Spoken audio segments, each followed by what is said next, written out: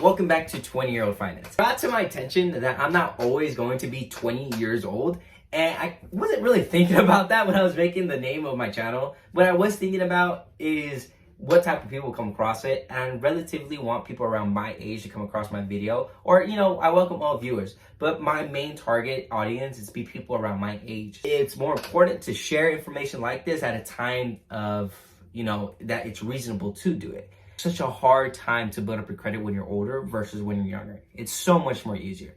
So everyone around this age, please take this video into consideration, and I hope you follow the steps in here. If not, look more into further research yourself. The things that affect your credit will be first-time payments, which will be very vital into how a credit bureau can trust you with a loan of any magnitude, whether it's $1,000, $5,000, or $10,000, or $20,000 when you're even trying to finance a car. Next one will be credit utilization, how much you use out of your credit. Length of your credit history, the amount of credit lines you have, and also the hard inquiries. Let me tell you guys how I actually got my journey, and they'll explain to you actually those 5 pinpoints. My credit journey started at the age of 18. As soon as I actually hit 18, I was already in college. I graduated at 17 years old on March 5th.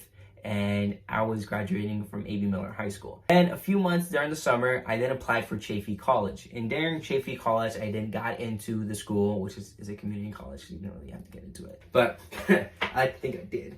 Anyhow, I dropped out, so it doesn't matter. But as soon as I turned 18, I actually went to Discover Card, knowing in my head, I just knew I had to build up my credit somehow at a young age. I went to the Discover, website, I put in all my information, and I noticed they had a student Discover Card, which honestly, if I would have applied for a regular Discover Card, I don't think I would have gotten approved. But because I was a student and I started off with baby credit, everyone starts off with baby credit, and it's a score around 550 to around 560, somewhere around those lines. I don't know how accurate that is, but I know you basically can't get approved for anything at that score. At Student Discover, it's easy for you, if you're a student, to be approved for a credit card. And I was. I applied and boom, $1,000 credit limit right off the bat. So now I had this $1,000 credit card. And I knew at the time I could just use small things and pay it off. At first I didn't really understand it as much as I knew I just had to build credit. And I got it up to around $500, which used about 50% of my total amount that I could use. So now here is where credit utilization comes in. The amount of credit I'm using from all the credit limits I have is affecting my score. So you gotta have it at least under 10%. 10% is like the safest, you gotta have it. So in this example, I'm using $500 out of a $1,000 credit limit, and that's my only line of credit. So now I have 50% of credit utilization, which is horrible. You cannot, it's like you are in a slippery slope and you need to get out of there and bring it down under 30% to even start to gain your credit back. So from that 50%, I started paying it off little by little. But then something magical happened. I got married. When I got married, I went to get my wife's ring. My ring and her ring, which is honestly pretty beautiful. So as soon as I went to go get her ring, they gave me a approved credit, which I think is kind of crazy that they gave me a credit limit of $5,000. Now that I think about it, it's crazy because you go to a jewelry store and they want you to buy stuff. So here's a credit, $5,000, boom. And I was like, what? But here's the really crazy part too. At that time, I got my credit card up to $900, which was horrible, and then I'm using 90%. I brought it down and I was in the range from 500 to 900. I was above 50% credit utilization. So now my credit limit is not $1,000, but now I have $6,000. And I'm only using $3,000 for both the rings and then another $500 to $900 here. So now I have $3,000. I'm still using around 40% of my credit if the calculation is in my freaking big head, right? 40% is still a lot. So I ended up paying down those things, got it under 30%. As time went on, I started building up my credit from that as well, and the credit length of history. Now for my Discover Card, I am now a year and 9 months with it. It's been great. I've had the card. I don't think I'm ever gonna get rid of the card because the amount of credit limits I have. Recently, because of my credit payments, they actually raised my limit to $2,500. Here's the third thing that happened. After I got my credit card, I then got, the credit card from Jared. They gave me that credit limit, started paying it down. And about a few months later on, I then applied for the Chase Freedom Unlimited card. And so now with that card, they gave me a whopping credit limit of $2,500. So now I have a $2,500 card, and a $1,000 card, and then a $5,000 card. And this is something magical that happened. Over the course of a time, when you stay with a certain credit, you then have an option to raise your credit limit. So my $1,000 Discover Student Card is now a $2,500 Discover card with a credit limit of the $2,500. Boom, amazing. And then my credit from Jared went up to $7,000. So now they trusted me, they raised it up another $2,000. So now I have a $2,500 credit card and a $7,000 credit card. And now I have a Chase card worth $2,500 as well when I got approved.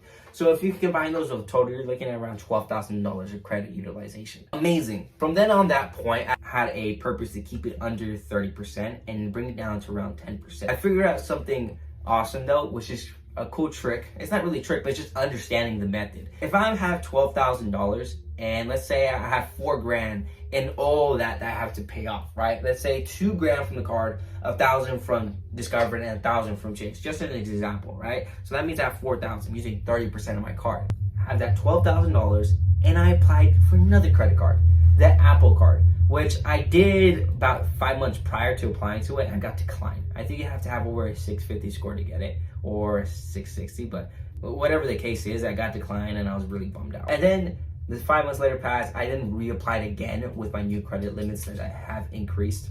And now I have a $2,500 credit limit with them as well. Now in total, when you add up all those, you have a $14,500 credit limit, or credit whole utilization that I can use. That 30% that I had, which was still $4,000, is now out of 14,500.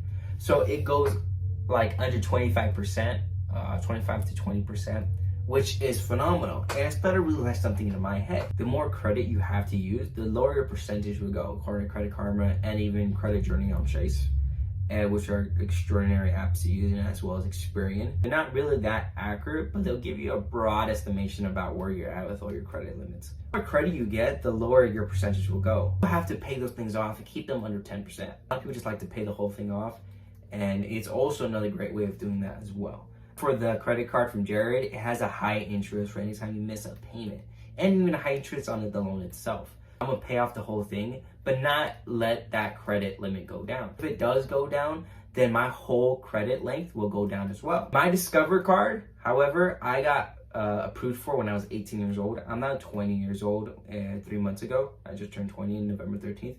So I had a year and 9 months, or 2 years actually. It said a year and 11 months. And I was like, that's pretty weird. I got approved for the Apple Card. And as soon as I got approved for that Apple Card, my credit score dropped a little. And so I looked at the credit and I was like, what happened? You know, I got approved for more of a limit. So what ended up essentially my thought process is that my credit history, the length of my credit, right, went from a year and 9 months to 11 months. And I was like, why? And you know what? It brought me back to realizing the length of credit history, or your credit history. You see, they use an average, which is, I think is not fair at all. They should just combine it if I had to pick. If, for instance, you got approved for a Discover card in my case at 2 years ago, and then you get a card in, let's say, this year. Let's say I got approved right now. They will get the average of that. So now instead of having a credit length of about 2 years, I now have a credit length of about 1 year, which brings your credit down as well. Your credit length will be bad until you're like 25 to 30 years old. Or yeah, 25 to 30. Because relatively after a few years, I'm still gonna have bad credit length, which is not my fault. It's just the amount of time people wanna trust you with their, credit. So, and over time it is gonna decrease too, because I'm gonna keep applying for new credit cards in order to build up my credit. At my job, for example, I had a person who came in with around relatively a very 720 score, but they were very young. They were at the age of 19, which the reason being is because their parents got them a credit card very young, and they started using it and paying at them on their side. So now his score was at 720. He tried to buy a truck for $40,000, which was not possible. You gotta look at it as that you're lending somebody money, right? Let's say you lend your friend $1,000. He comes back and asks for $40,000. You're gonna say, why would I let you borrow 40 grand if I just let you borrow $1,000? And let's say, for instance, he barely pays you back that $1,000 after like 6 months when you agree to 2 months. then with him, with your friend, you now have a bad reputation with that person, right? Your reputation is your credit score. And so with the bank, if you are bad on your time payments, never be late on a payment. Never. It's the worst thing to do because that's your reputation with the bank. That's how much they can trust you with. And if they can't trust you with a lot of credit, then you're pretty much fucked because those late payments stay on your record for the longest. Like absurdly long. I have no idea why. Like 5 to 10 years. Like, it's insane. It's like a DUI on your credit, basically. So, essentially, your friend, you let him borrow $1,000, right? Pays it back in 8 months. Why? He comes back after those 8 months. Hey, I need 40 grand. What? No, I'm not gonna lend you 40 grand. You barely paid me back $1,000 in 6 months. And then, let's say you have friend number 2. Hey, I need to borrow $1,000. Great, pay me back in 2 months. Pays you back in 2 months. On time, everything's pretty perfect, no excuse, whatever. Comes back, hey man, I need to borrow 5 grand. I promise I'll pay you back.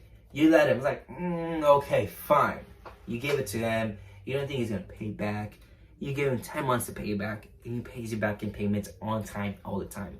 And so now you have 2 times you lend this guy credit. You're like, oh, this is awesome. So he comes back and now asks you for 15 grand. You'll be like, okay. Yeah, you pay me back twice. Why not? 15 grand comes, pays you back in 2 years. Wow, this guy he's great. This guy's awesome. Now, picture you as the bank and picture your friend as you. The bank will put an interest on the loan because it's a business. That's the way they make money, by lending money out. And that interest is how they accumulate the profit.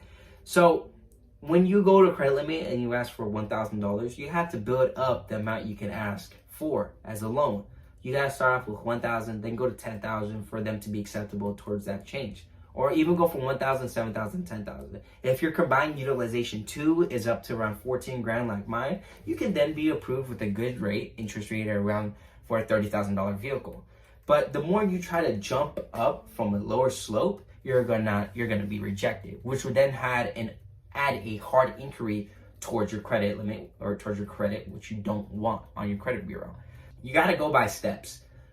Best piece of advice right now, do not miss any of your payments. Keep your credit utilization under 10%, if not around under 5 to 0%, but keep those credit cards open. Is to apply for as many credit cards as you can. So secured credit cards, basically you giving the bank, let's say $500. They then give you back a secured credit card of $500 limit, which you then can use to build up credit.